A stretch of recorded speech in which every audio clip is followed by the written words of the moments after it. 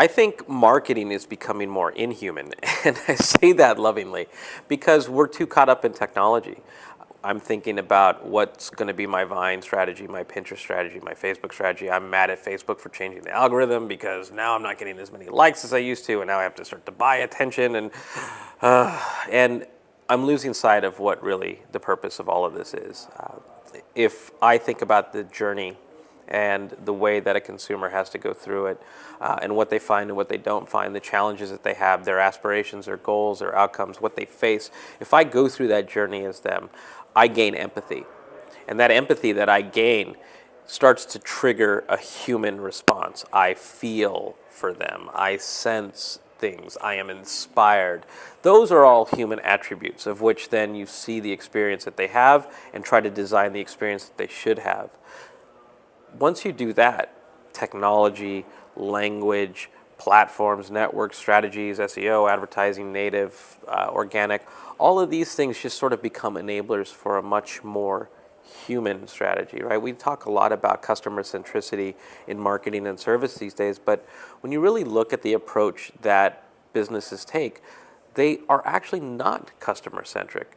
Even though I don't think I've ever met an executive who says, hey, Brian, I actually don't care about my customers at all.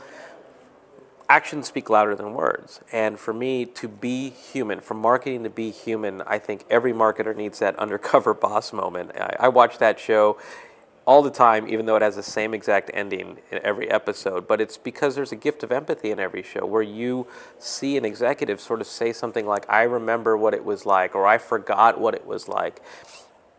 That's when marketing can become human, because you forgot that on the other side of the screen was another person. I wrote a series of articles with a good colleague of mine, a good friend of mine. His name is Hugh McLeod. He's also known as At Gaping Void. He's a phenomenal artist, and we penned this ebook together where he came up with the images and I came up with the narrative, and we played off each other. And one of the images that we presented to the market was that humanity was the killer app. And what that meant was, in order to really be human in marketing, you have to really embrace humanities. And humanities, social science, anthropology, sociology, psychology, all of these things really help you understand the people you're trying to reach, and also help you become the people you're trying to reach. Because I think in marketing, for some reason, when we show up to work, we talk like marketers, we act like marketers, we don't really talk like ourselves, and it's just so strange. We write for the people who are going to approve it, not the people who are going to read it, and that's not human. But when you think about humanity as the killer app, what that really means is you start to care, and at the heart of caring is empathy, and at the source of empathy is sort of the desire, the inspiration to do something better or do something different. Because there are really only two ways to change behavior. You either inspire it or you manipulate it. One of the most interesting things that I see with global brands is the constant struggle of what is a global message and story, what's relevant at the global level versus what starts to get culturally relevant by country or even by region. And then more so, what starts to become more personalized once you're at that localized level. And those are all very big discussions that I'd like to try to unpack as quickly as possible so I don't lose your attention. And that is, at the global level, it's good to have sort of this experience, right? As long as you're thoughtful about it. We can all sort of aspire to be part of this bigger thing, right? So Apple has always inspired us to challenge convention or to push against the status quo, and that could be a global message. But how do you translate that at a local level? Well, local could be interpreted two ways. Local could be sort of what's around you, but also local could be interpreted as culture. What is said or what is done in one country might not necessarily be appropriate in another country. And I've worked with a lot of global brands where they struggle because they don't necessarily have the resources or the budget to support those resources at the local level, even though they say, I can't take that and use it here. It just won't work. So a lot of them have to try to do it on their own.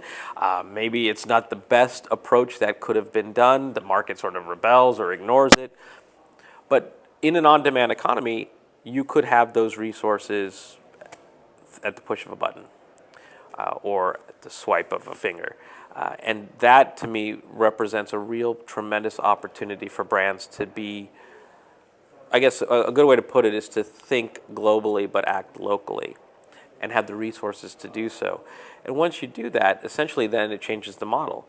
At the global level, you're thinking about what can we all aspire to be part of this global community. And then at the local level, you now have these resources that you can bring in and out, right, so that your budget can afford it and you can bring in the right expertise to do so, to not just translate it, but to make it culturally relevant. And some of the best brands in the world are the best because at the local level and at the global level, they make you feel something.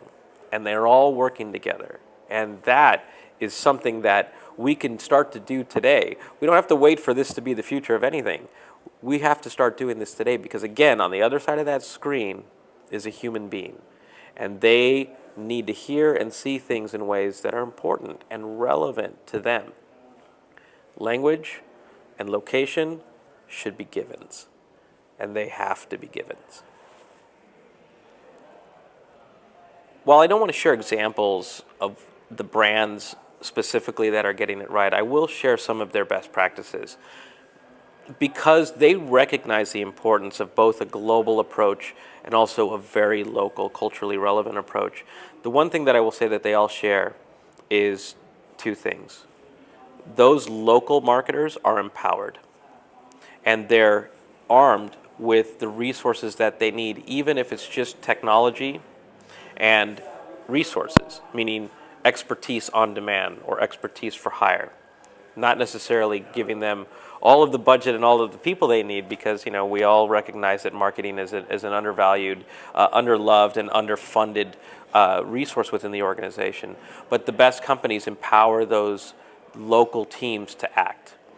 More so, they help by listening. What are your needs? What are your challenges?